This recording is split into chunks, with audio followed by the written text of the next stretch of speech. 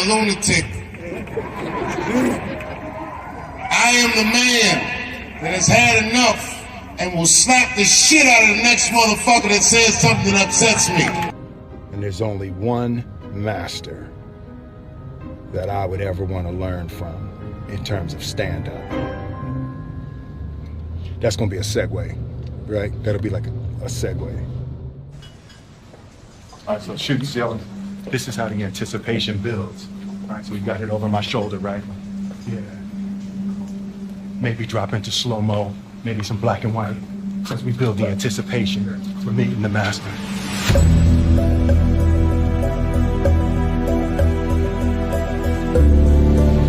I'm like the young grasshopper, and I'm ready to meet the master. Yeah. What's good, man?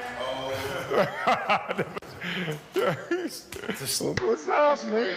Y'all know. What's up, brother? The master has arrived.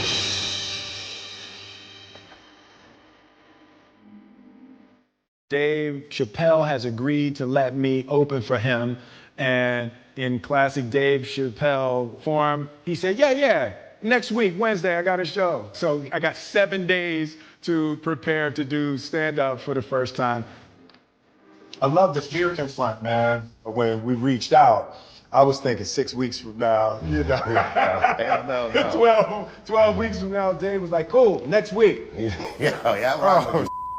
Yo, you call your brother, I come running, man. You know what it is, man. I appreciate that. Love, man. Appreciate you, man. So I just wanted to sit with you and get some pointers and some ideas. I've never done stand-up. Like, I've never used my life to create material to try to make people laugh. Oh, okay, this is gonna be fun. Yeah. All right, so I'll run down a checklist. Yep. All right, and I don't know who's directing it, but you might want to put these things on the lower third. Ooh, on the lower third? Yeah. Put it somewhere right around here. There should be man. somewhere, okay. See, that's why you come to a master right there. Yeah, you know, I know the lingo. The first thing I'll tell you is confidence is key. The reason you should be confident is primarily because you're Will Smith. Like it's not gonna go bad. No. Because I've been watching you for years. You're actually a funny dude. I've spoken to you before. You're a great conversationalist. Because what else do you really need? All you need to do is pick the right to talk about. Yeah. So then number 2, pick the right to talk about. And the best advice I got ever doing comedy was from a comedian that was not particularly good, but the advice was very important to me. He said, you are one of these comedians that think you have to be funny all the time. And you don't. But you do have to be interesting all the time. That's deep. It works, like man. That. Yeah, you have to be interesting all the time. So you just gotta look at it like you're conducting a conversation with no rebuttal. Got it. They're talking back with their laughter, or in many cases, in my cases, their disapproval. It's definite. You know, but especially someone of your stature, if they can feel you, they'll never forget you. They'll be like, okay, this is the greatest that's ever happened. And you can tell them about anything. The more embarrassing it is, the more relatable you are. What's the difference between a wet raccoon and Donald J. Trump's hair? A wet raccoon doesn't have $7 billion fucking dollars in the bank. Involved, excuse me, my turn. You said you went to Delaware State, but you forgot the name of your college. You didn't go to Delaware State. You graduated either the lowest or almost the lowest in your class. Don't ever use the word smart with me. The total initiative relative to what we're going to do with more Border Patrol and more asylum officers. President Trump?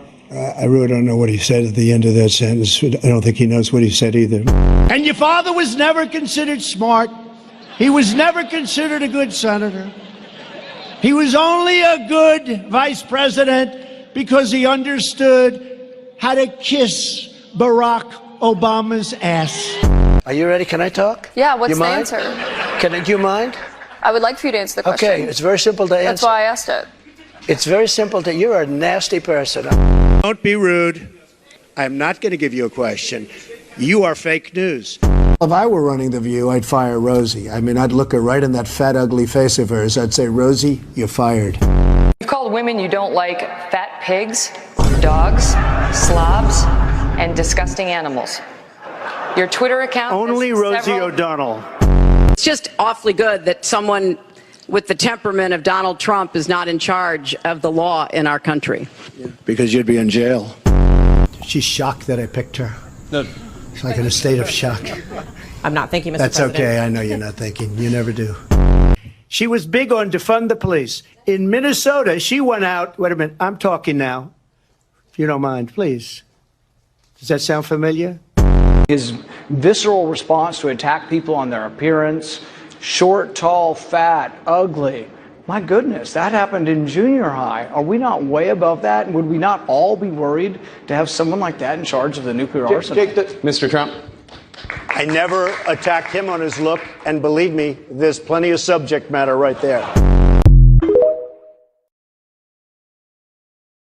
Remember this one is straight to match like this. So what's that? Richard Pryor running down the street. Because everyone thinks you're perfect. Nobody's perfect. But it's fun to be self-aware in front of people. And then a lot of times they forgive themselves for something. Just hearing somebody work through something. That's beautiful. Yeah, it's fun. I've had a lot of historical wins. So people are used to me doing things well. So when I do something that's not well, it's like it breaks an image. I want to be able to be free to fail. I think I've earned the right for gigantic public failure. The beauty is in the attempt. The fact that you're trying to do it, you're enamored with it. The other thing is if you set up what you're doing, like this is part of my bucket list. Things I've always wanted to do, things I've been afraid of. So I'm jumping out of a helicopter, I'm doing stand-up. And I'm Kathy Griffin.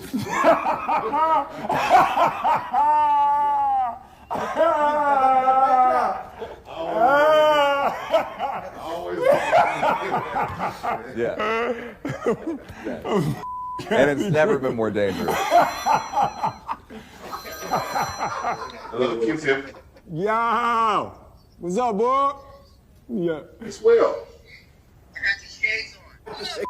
What's up, man? I ain't got no CeeLo dice though. I know, hey, listen, I was like, if that's tip, you got, trust me, we in Vegas, we gonna easily get 3 dice. There you go.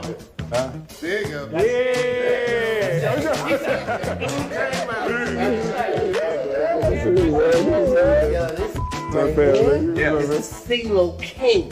Yo. Them dice. Don't let the smoke dice. taste fool you. Listen, they just They'll do. take all your money. They just let the dice do. They do what I want them to do. They do what I want them to do. 1,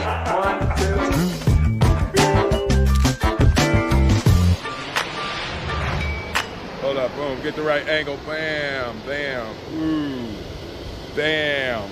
Damn, that's hot. So yeah, we just back from Vegas.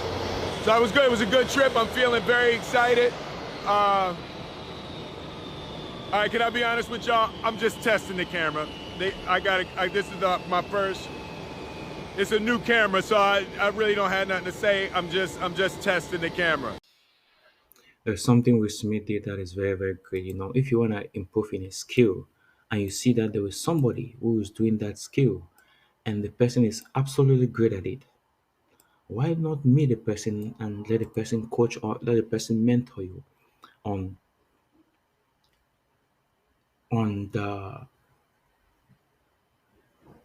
how to improve on it, you know.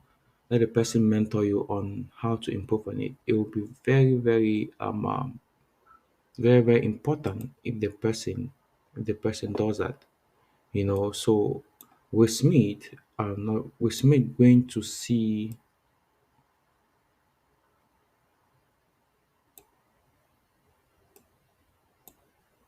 with Smith going to see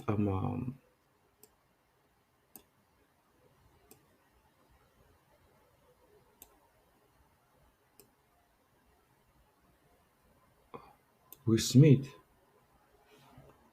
going to see Dave Chappelle really shows that he's somebody that wants to do great, you know. not only just show that, but it also shows that he is someone that wants to improve his life. He wanted to stand up comedy, and he needs somebody to mentor and coach him on how to be great at it. And who does he goes to? He goes to Dave Chappelle, because Dave Chappelle is very, very great. And you can also see that Dave Chappelle great has great respect for Eddie Murphy. One of the things that you see in people that are very successful in life is them having reverence for a mentor. Having reverence for somebody that they see like the person is like a reference for them. Let's say they want to improve in a certain skill, they look for somebody that is pretty good at that skill, and they have that person as a reference point for them, in order to improve and get better in the skill. And that is something that you see. Um, that is something that you see Will Smith did in the video. He wanted to do stand-up comedy, and he looked for somebody who was great, and he did a great job. And confidence is the key. You know, anything that you do, anything that you say, use confidence in it. Even if you know that it's not right, but using confidence in it will help people really feel that you're absolutely right. And just being yourself, the more you're vulnerable, that is how the more people get to trust you. Because people know that nobody's perfect. And Dave Chappelle is absolutely right. But let's go back to The stand-up is about exploring my life, having the opportunity to think about my life and think about my experiences in a way to craft them into jokes is a beautiful self-exploration. With me being the source of the material, I just need help mining my life and mining my experiences to be able to structure them into a routine. I got a sense of the type of stand-up I'll do. I think I'm a straight storyteller. It's not jokes for me as much as it's stories. As a fan, I kind of wanted him to talk about stuff that I want to know. Like how he feels about his family's success and how his family is growing and how they're all superstars. Talk about some close things that people really haven't heard about on stage. So it's gonna be really intimate. It's gonna be a door opening into Will's life.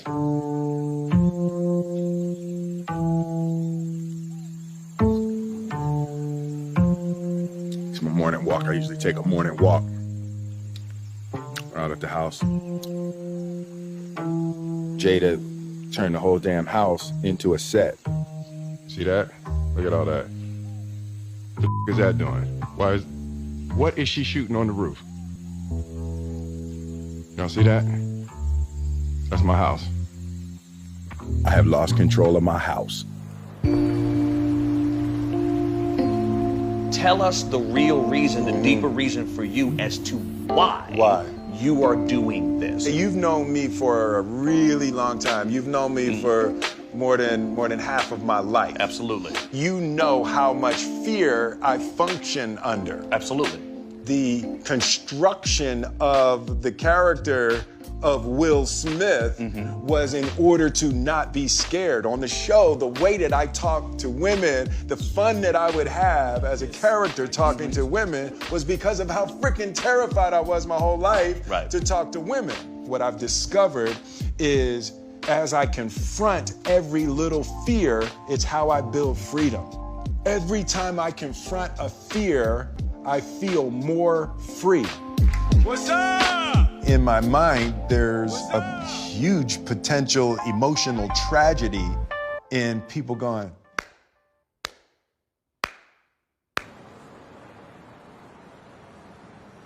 I'm getting nervous. Are you? We're getting close. Yeah, I'm actually getting nervous. I'm gonna learn something about myself. One of the things I'm already clear about is I care too much what people think about me. Like there's something I have to earn from people, like addicted to adoration. Like I thought I had broken that But as I can see, I still struggle with a little bit of a need for approval. The nerves around being judged are huge for me. It's been a big part of the difficulty in experiencing the joy that I want to experience in this life. And even doing the stand-up, if it sucks, but I'm not going to allow the fear of the disapproval of others to keep me from living the way I want. The good news is, fear is good for comedy. Really? Okay. Yeah, it's the best. I need that. One of the best shows I ever seen, a guy that went on was terrified. Love it. All right. Yeah, no, Good. that's good. So I'm lined up for that. Yeah. I'm definitely lined up for that. The other thing is you gotta remember, you're a big star. Yep. If you look anybody directly in the eyes, they might look away. Wow. That's the power of celebrity. And you're a good dude. You don't have to put on any airs. You don't have to. You just, whatever. You know what I mean? Being a good dude in comedy, that's rare. Comics are ass. You gonna love it, man. Hello. What's up, man? What's happening? Whoa, hey, that's very bright. All right, paparazzi, I'll meet you at the next place. I keep getting in the wrong one. We got Kitten guests. Yeah. Man. Sorry, I'm smoking in your car. Painfully addicted to nicotine. You know the hardest part for acting with me? Not looking in the camera. Not looking up. I can't even do the basics. Do you have any comments about Kanye West running for president? What? Kanye West running for president. I've heard nothing about this man. Oh, really? No, I haven't heard anything about this. Okay. Man. All right. Well, hopefully we'll get the right celebrity in office. Yes. Can you, Will Smith, or you run for president?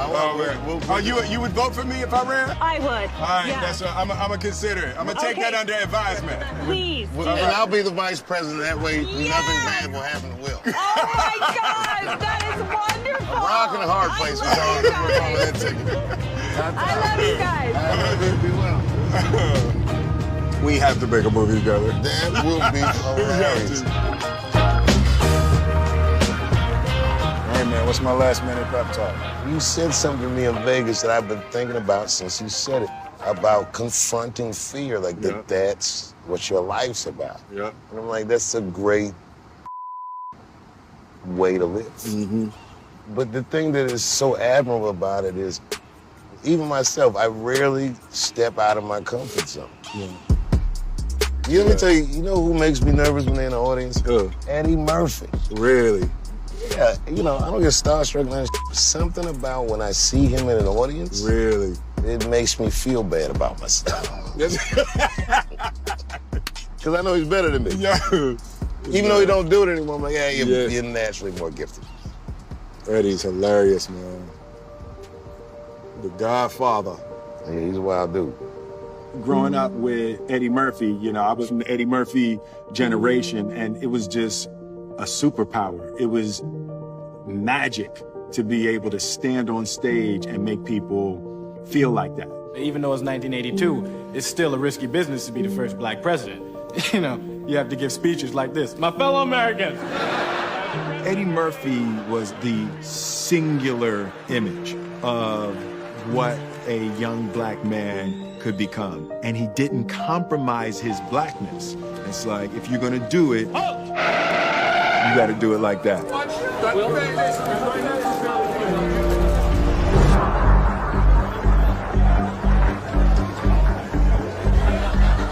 Feel that energy? Feels good in here, doesn't it?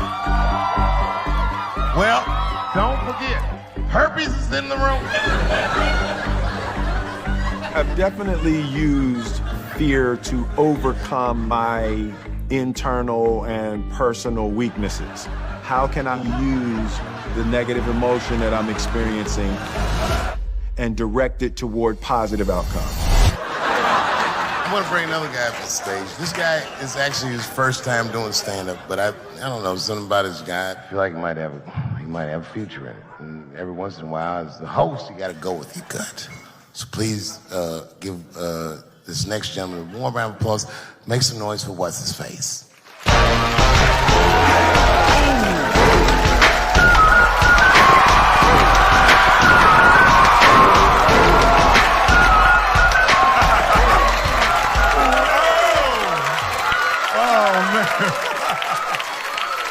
like, what the hell is Will doing up there? Let me explain. It's my 50th birthday next week. Yeah.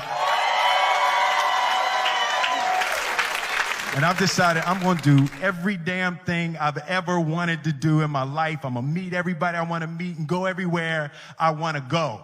You know, so this is one of the first things on my bucket list to do stand-up. Next week, I'm bungee jumping out of a helicopter over the Grand Canyon on my actual birthday. Third episode, I'm going to have sex with Kathy Griffin.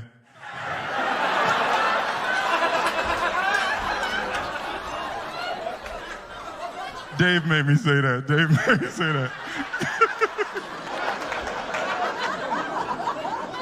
It's really a new time in my life. You know, my kids all grown, my family, they all doing their thing. And, you know, and I've kind of lost control of my house. Like Jada, she's shooting her show, the Red Table Talk. Some of y'all seen that? Red Table Talk. Oh, yeah, you saw it, yeah. No, you can enjoy it because she's not telling all your business. Yeah, Jada giving it up on Red Table Talk, boy. Sorry, babe. Because my wife, Jada's here. She's right here. I wasn't expecting Jada to be here. I wasn't expecting to have to say it in front of you. Will, you stick to the script.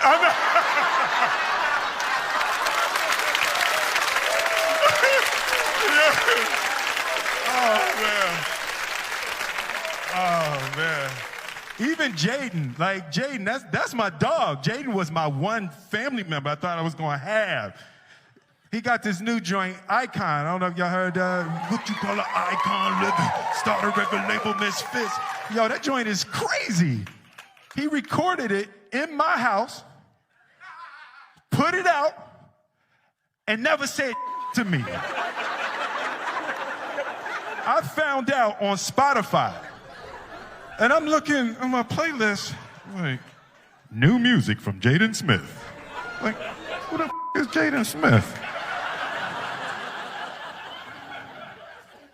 You know, and I get to the house. I'm like, yo, Jaden, dude, that Icon joint is fire. He's talking about, shh, mommy's shooting in the other room. So I'm like, hey, yo, Jaden, man, that joint is hot. Yo, hey, you think I could jump on that remix? He talking about,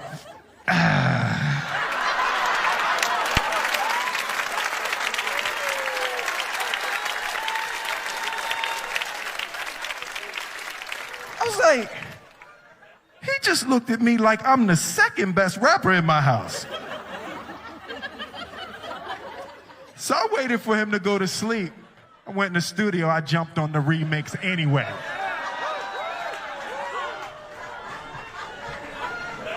Boy, you know why you was an icon living?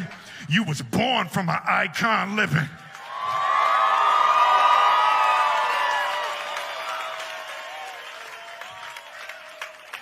While he was still asleep, I just got all my Grammys and put them all over the house.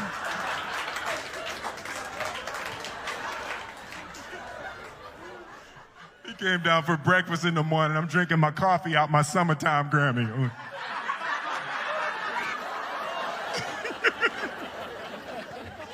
I'm petty. Like, I'm not even going to front. I'm petty. I come from a long line of petty Smiths. My father was petty. I remember when Independence Day came out, and it was like, it broke all the records and all of that, and global, biggest movie, everything. And my phone rings at 3 o'clock in the morning. He like, hey. I'm like, yo, Dad, what's up? Hey, man, you see these numbers? I was like, it's 3 o'clock in the morning, Dad. I ain't see that. Hey, remember I told you there ain't no such thing as luck. Remember I told you that? I'm like, yeah, Dad, man, I remember. Remember I told you there ain't no such thing as luck, only what you make. Remember I told you that? Dad, I remember. It's 3 o'clock in the morning. Remember I told you There ain't no such thing as luck. Luck is when opportunity meets preparation. Remember I told you that? I'm like, yeah, Dad. He said, that's bull. You the luckiest mother I ever met in my life. I'm Will Smith. Thank you very much.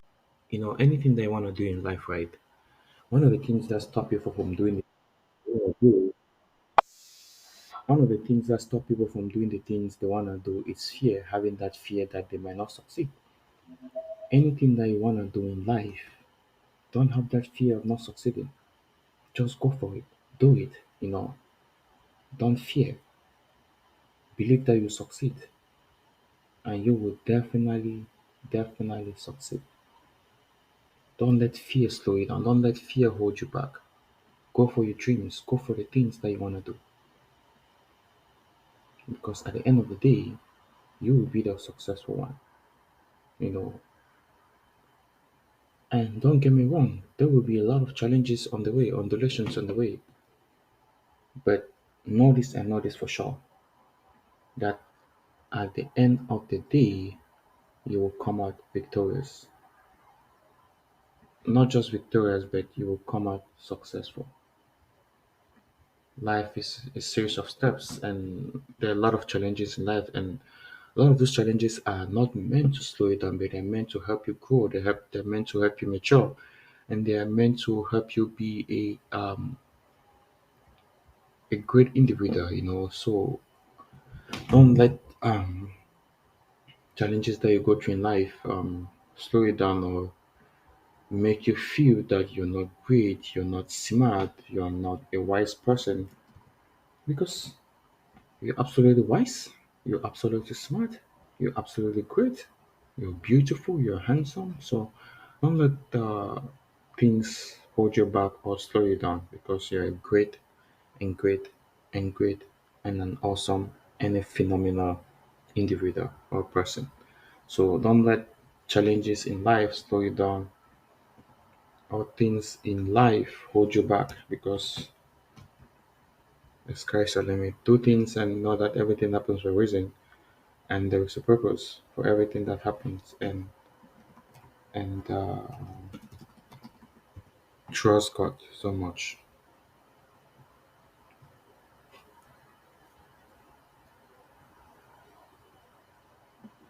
Thank you. See, Will Smith believes that anytime he feels comfortable, he doesn't grow. And one way for him to grow is not to feel comfortable. Comfortability hinders growth so much.